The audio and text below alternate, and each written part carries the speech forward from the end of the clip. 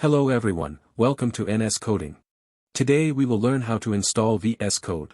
So let's get started.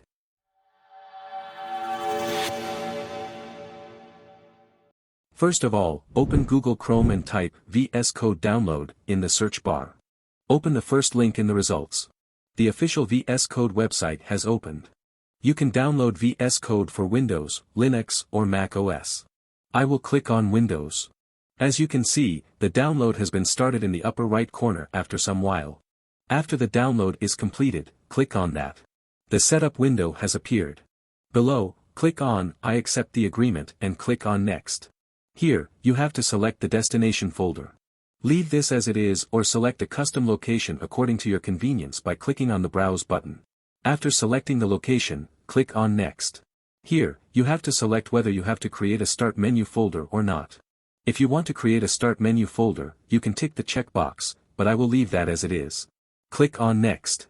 Here, you have to select additional tasks. Leave this as it is and select Create a desktop icon, if you want, and then click on Next. Here is the summary of our destination location, Start menu folder and additional tasks. Now click on Install.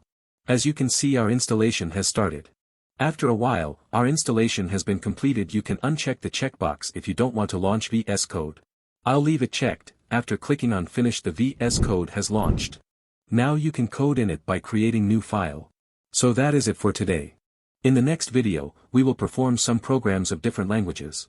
Don't forget to like, share and subscribe, and if you have any suggestions or ideas, let me know that in the comments. See you in another video. Till then, bye bye, see you, take care and thanks for watching the video.